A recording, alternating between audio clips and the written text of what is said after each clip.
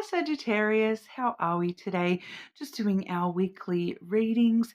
This week we are using the theme of wisdom. Okay, so the wisdom that you need, whether that be for you yourself, within yourself,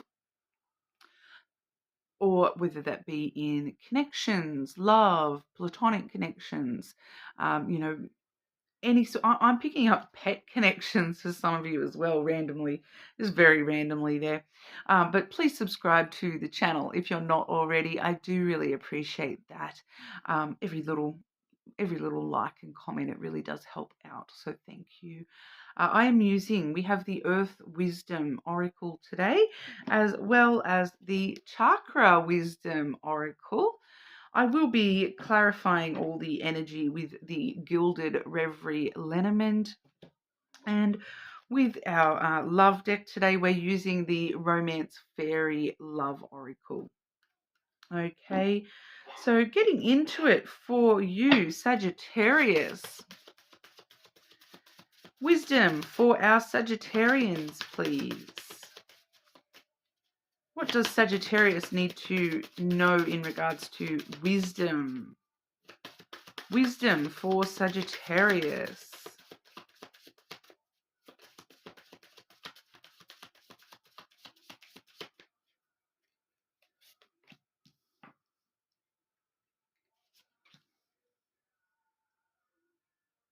Ooh. I'm picking up strong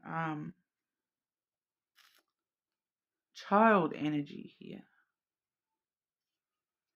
Whether you have a child or there's an important child in your life, or even if you don't have a child in your life, it's like the mother-child mixture. So it's like you being embraced and nurtured by, I'm getting Mother Earth coming, is the phrasing that's coming through. But, you know, whatever you personally believe in, the universe, God, divine, Mother Earth. The first card I have here is Divine Love. Okay, and I am clearly being brought to an image that has come to me in a personal meditation. And you know, I would word it as Mother Earth, embracing you, holding you, loving you, connecting you. Yeah, connecting you to not only all the people that are around you in your life, but to something else, you know, beyond that divine energy, that purity, and you know, God, the universe, divine, whatever you want to call it. It does say divine love here in the card itself. And we do see a girl with there is a little bird in her hand here. Maybe that's why the pet energy was coming through as well, because it feels as though what I'm getting, because the next card I have here is responsibility. And what I'm hearing here, Sagittarius, is, and this may mean different things to different people, but you have a responsibility to love and be loved. Okay? Regardless of, you know, and responsibility is not always what we perceive it as. Okay? For some of you, this is coming through as, you know, physical reality responsibilities here. So responsibilities to a child or a pet, and needing to really consider those a little bit deeper, but also a responsibility to yourself and the world and the divine. Okay, that it's in your hands, that you have a responsibility to ask for what you want and know that you will receive it but you need to give. You have a responsibility to give just a little bit more of yourself. I feel like you're very closed off, Sagittarius. Um, and it's like this divine love is trying to embrace you, but you have the responsibility to accept that and to open up your arms and accept that. Um, it's coming through in a very it's hard for me to put it into words, but it's like a it's not responsibility the way that you normally think of responsibility. It's more about acceptance of playing your part in the greater scheme of things, rather than it's feeling very ethereal. It's not feeling very tethered in the day-to-day reality of stuff. Although I did mention that some of you, there may be a lot of responsibilities on your plate that you are having to just look a little bit deeper at and work out how you can just put a little bit more love and divinity into those responsibilities. But it's in a sense that's very much more on an energy spiritual level, this responsibility that's coming through here. So even if you are having to, you have a lot of responsibilities on your plate and you're having to give quite a lot of yourself to stuff in the physical world, it's asking yourself how to do that, but also your responsibility to bring the energy into that, not just the reality into that, if that makes sense. It's like for example, if you have a young child, okay, and it's your responsibility as a parent not just to teach them their ABCs, but you need to teach them like the difference between good and bad and right and wrong in the world. Do you know what I mean? Like the deeper stuff that this responsibility is to the deeper stuff, to understand that a little bit more and impart that a little bit more. Your responsibility is to share that, your knowledge of that stuff a little bit more here, to share that knowledge with your own self and take responsibility for that layer of stuff. That if you're constantly looking at the world with hatred in your heart, and you're constantly looking at the world as though everything's shit, nothing ever goes right, negative, negative, negative, you're not you're denying your responsibility to bring love into the world. Okay, everything needs balance. If you're living in shadow rather than a balance of shadow and light, the darkness needs the light and the light needs the darkness. You need feminine and masculine and elements. You can't just, the more that you steer into just one, the harder things make it for yourself, and it just feels as though you're very steeped in reality right now, and you're needing to embrace the divine a little bit more here. You have a responsibility to yourself, to the world, to people around you, maybe to the divine, to embrace that and accept that and have faith in that stuff a little bit more, for your, like, you because I feel like you have this inner knowing of what you need to do here and where this is taking you. But it just feels very deep and spiritual, and it's all about accepting responsibility, that your future is in your hands, and that if you're manifesting negative energy, that's what you're manifesting, and do you really want to bring that into the world? Is that who you really are?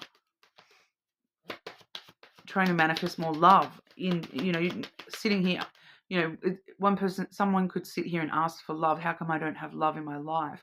But the only thing that they're exuding is negativity and hatred for others, and hatred for the fact that they don't have love in their life. And it's like, well, if you're sitting in that energy, of course you don't have love in your life, because you're sitting in hatred and contempt and sadness and negativity. Like, that doesn't attract love. Love attracts love. Oh. Sagittarius, clarifying this message for Sagittarius, please. It feels really deep, Sagittarius. Like, and I hope what I'm saying kind of makes sense. Yeah, okay, so I do have 3 cards I've drawn here. The third card I have is the clover, okay? So fortune surrounds you at this time. And I'm like, yeah, the clover is your card. I just wanted to double check that there. The clover is your card. So you're sitting really well in your own energy, or you have the potential to sit really well in your own energy here. Good fortune all around you. But it's also about taking a chance, taking a risk, jumping in the deep end. No matter how scary it is, you know you have this divine love back in you. All right, and what it's sort of asking you to take a chance on is following your dreams, following your wishes, following that light within your own self. This is the star card here, following that star that you truly are, Sagittarius, instead of allowing these mice to, eat away at you and eat away at you and eat away at you until you're all gone. It's coming through that. Sorry if it's coming through a little bit harshly. This is just how it's coming through. Usually you can tell, like, it's the faster I'm talking, the less me you're listening to. But the mice is all about loss, grief, struggles, stress. It's choosing to turn away from that and live in this dream, like live in the energy, okay? This is reality. This is stuff that stresses you out, makes you anxious. This is the dreamland, right? This is our hopes, our dreams, our aspirations, hope, optimism, faith that things can be exactly how we want them, that all our dreams can come true, no matter how crazy. This tells us that we don't get anything. This just eats away at our energy, eats away at us, and it's all stress and, oh no, take a chance on yourself. Okay, that's heavy, Sagittarius. Thanks, guys. Sagittarius, clarifying this message for Sagittarius, please. What else does Sagittarius need to see in regard to this message of wisdom?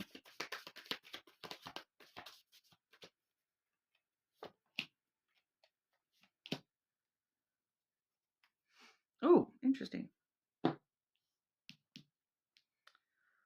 Okay, we have a third eye chakra coming through, which is despondence. That's an interesting word. This is not caring. I don't care. I'm not going to take responsibility. You see the feminine there, looking the little child, of sadness on that child's face, or the small person's face. This feminine figure has the whole world here. This is, the child is looking at, like, I don't care. Meh. How you're choosing to see things. This is that responsibility to pull yourself out of that energy and start caring. Start caring. Start having hope again. Start thinking from love and optimism and hope, instead of just being despondent and not reacting to anything at all, not feeling anything at all. Despondency is a hard emotion to pinpoint. It is. I feel like it's a bit different for everybody. But then the next card we have for you,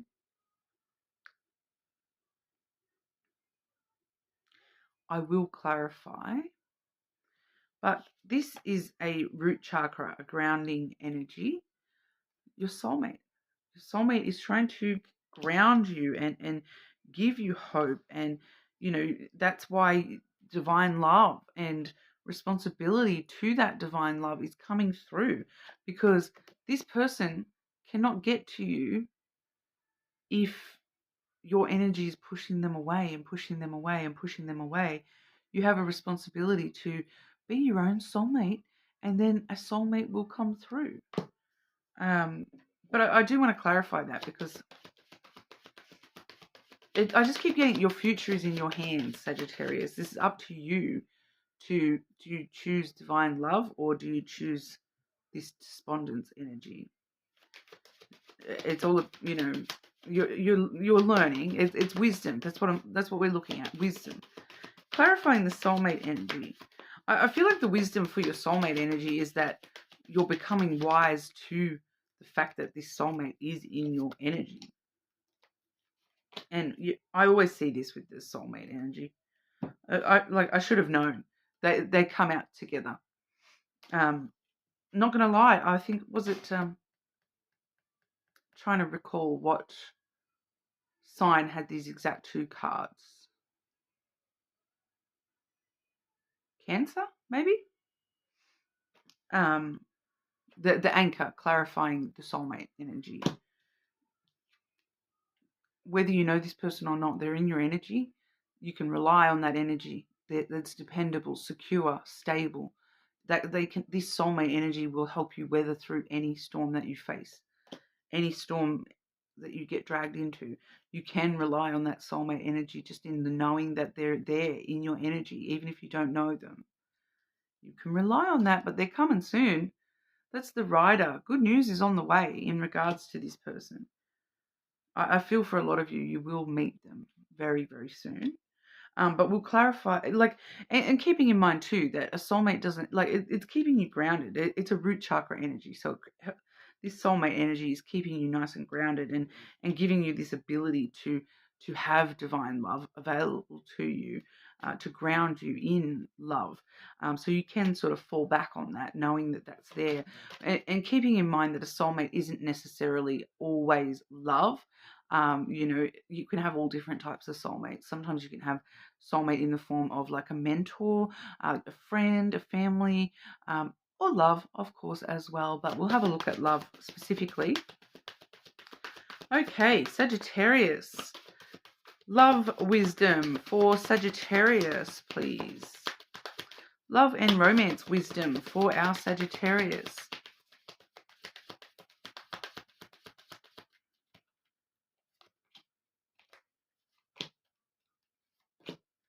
Yeah, so there may be a reason that for some of you don't yet know this person. There may be a reason, or you do know this person and they're just not in your physical realm as of yet. It's because of this third party energy. All right, now that's not necessarily a person either.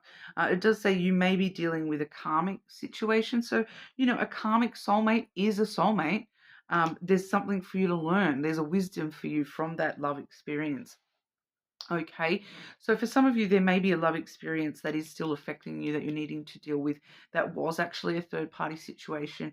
You have a responsibility to yourself, to your true soulmate in love, to deal with that past stuff, if that is the case for you, so that you can open your arms up to that soulmate when they come. But I do feel as though for a lot of you that this is it's more to do with the fact that there's something else. Okay, so someone may be like very focused on work, or at the moment they live further away, so you haven't had an opportunity to meet them yet, that kind of thing, because of distance. The third party could be a lot of different things, but as soon as you sort of get out of that despondency and start heading towards these wishes, they're going to come true. All right, because we do have the twin flame union as well as falling in love. So this person's not as far off as you may think. Even if, some of you have met this person already, I think. Heart, body, mind, and soul. This is a very balanced connection, very mirroring connection, you and this twin flame union, falling in love. So sudden feelings that this is the one. And guess what? They are. And they're on the way. They're on the way. They're already in your energy. Even if you haven't met them, they're already in your energy. Okay, so I do feel as though that's going to be happening relatively soon. That rider is usually pretty quick, and seeing it backed up by that stuff. The only thing that may cause a delay is this third party thing. I do feel for a lot of you it's stuff like work or just circumstance. It's not necessarily an actual person. And then there is a couple of you where it is an actual third party person situation from your past that you need to deal with in order to move towards this true love situation. All right, so that's what we have for you. More than welcome to check out your other placements, of course. Leave me a comment, subscribe, and I'll see you all again soon.